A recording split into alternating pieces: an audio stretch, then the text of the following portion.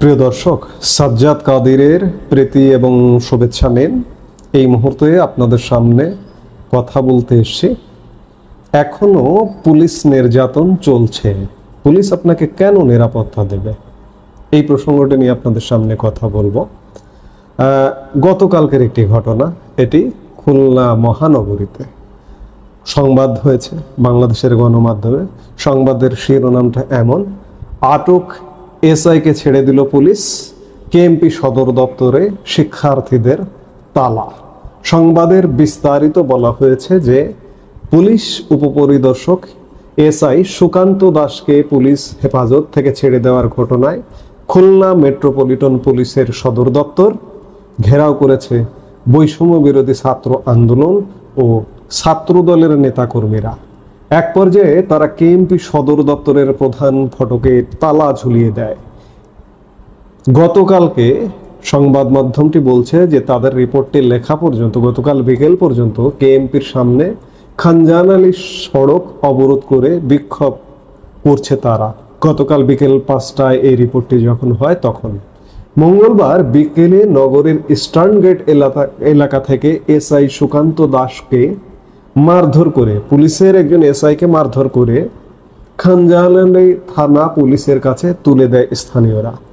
SI সুকান্তর বিরুদ্ধে জুলাই অভ্যুত্থানে ছাত্র জনতার ওপর নিপীড়ন ও গণগ্রেপ্তার চালানোর অভিযোগ ছিল। অভ্যুত্থানের পর তার বিরুদ্ধে আদালতে একাধিক মামলা হয়। এছাড়া মহানগর বিএনপির সভাপতি শফিকুল আলম মনার বাড়ি ভাঙচুর মামলার 1 নম্বর আসামি তিনি।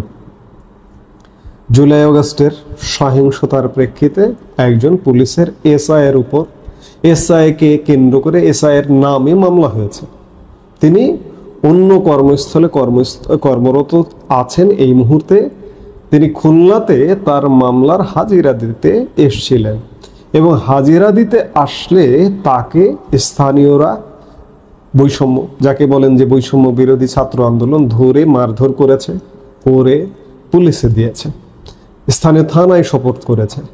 এবং সেই থানা স্বাভাবিকভাবে নিজ গোত্রের মানুষ, পুলিশ তাকে মব বাহিনী চলে গেলে ছেড়ে দিয়েছে খুব স্বাভাবিকভাবে।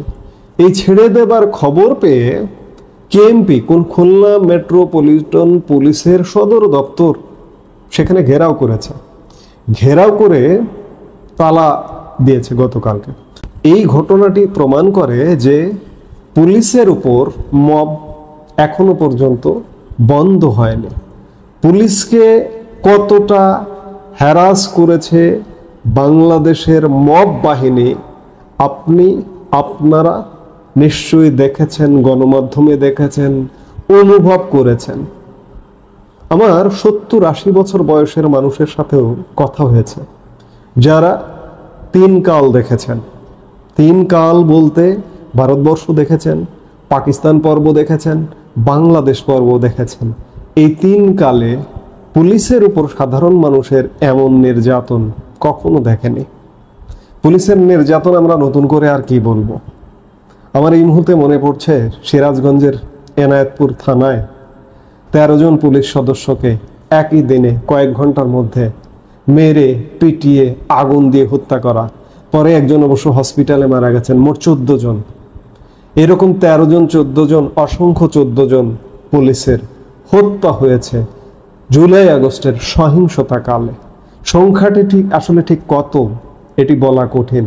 এটি কোনো মাধ্যম থেকে বলা হয় যে 3000-এর অধিক। সরকারি হিসেবে মাত্র 44 জন পুলিশ হত্যা হয়েছে এটি বলা হয়। সরকারি হিসেব বাদ দিন, সরকারি হিসেব সঠিক হিসেবে দেখানো হয় না, কিন্তু একটা উল্লেখযোগ্য সংখ্যক, 3000 না হলেও 2000 হলেও 1500 হলেও বা 2500 হলেও পুলিশ হত্যা হয়েছে।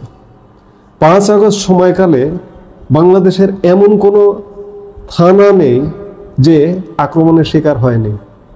এগুলো কে করেছে? পুলিশ হত্যা কে করেছে? আওয়ামী লীগ করেছে। থানায় আক্রমণ কে করেছে? আওয়ামী লীগ করেছে। এই যে পুলিশ হত্যা, এটা একটা দিনের আলোর মতো সত্য বিষয়। থানায় আক্রমণ দিনের আলোর মতো একদম পরিষ্কার যেমন দেখা যায়, একটা সত্য বিষয়। কিন্তু সেই বিচারের ধারে কাছে নেই বর্তমান সরকার। আর থাকবে কেন? আপনারা জানেন যে সেই হত্যাকাণ্ডের বিচারের ইনডেমনিটি দেওয়া হয়েছে। এই হত্যাকাণ্ডের বিচার এখন করা যাবে না। বিচার কিসের করছে? পুলিশের, আওয়ামী লীগের। যে পুলিশ বাংলাদেশের জানমালের নিরাপত্তা দেওয়ার জন্য জুলাই আগস্ট সহিংসতা কালে কাজ করেছে, সেই পুলিশের বিচার করছে। এই যে এসআই সুকান্ত দাসের নামে মামলা হয়েছে কেন? এসআই সুকান্ত দাস রাষ্ট্রের পক্ষে নিরাপত্তা দেয়া তার অপরাধ, যার দরুন তার নামে মামলা হয়েছে। তিনি আর এক কর্মস্থলে, এই মুহূর্তে চুয়াডাঙ্গায় কর্মস্থলে আছেন। তিনি খুলনায় হাজিরা দিতে এসেছিলেন। মামলার হাজিরা দিতে এসে তিনি মবের শিকার হয়েছেন।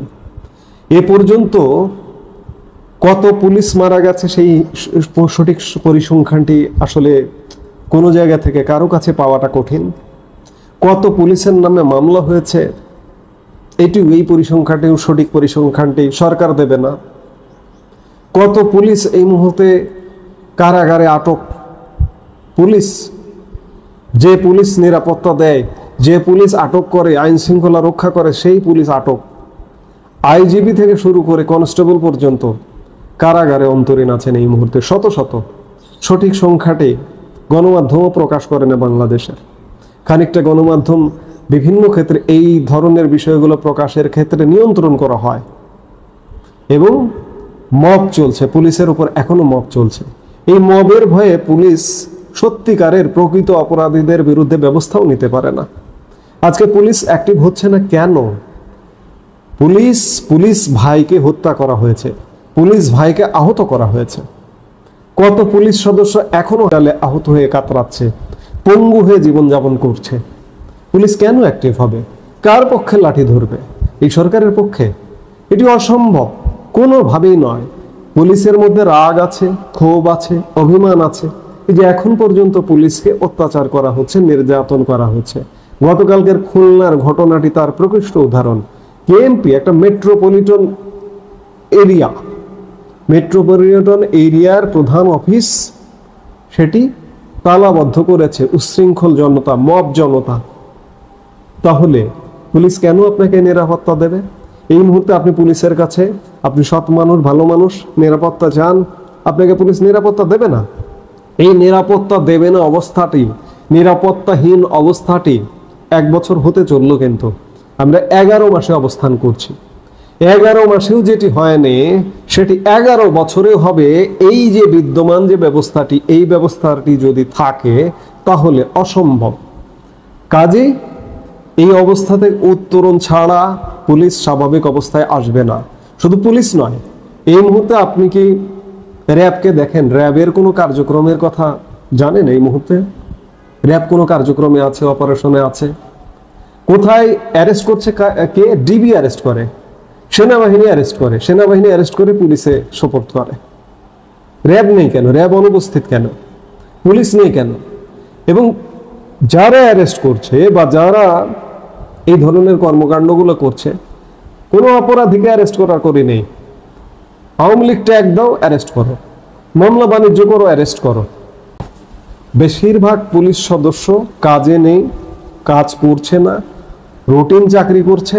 এবং রুটিন চাকরি করতে গিয়ে রিস্ক নিয়ে, দায়িত্ব নিয়ে আপনার পাশে দাঁড়াবে পুলিশ, এটি এখনো পর্যন্ত আশা করতে পারছেন না।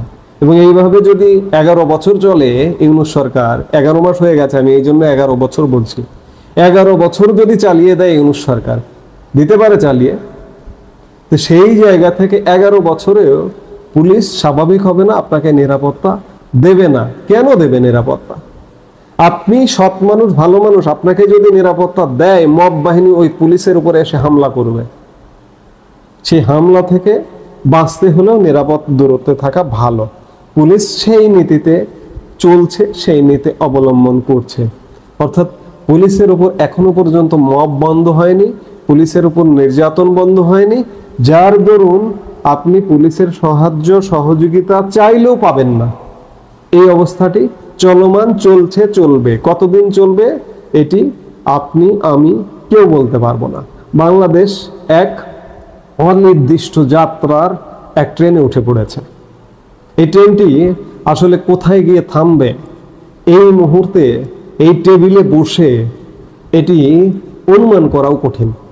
কাজেই যত কথাই বলুন না কেন, পুলিশি ব্যবস্থা যতক্ষণ বাংলাদেশে স্বাভাবিক না হচ্ছে ততক্ষণ পর্যন্ত বাংলাদেশ স্বাভাবিক হবে না।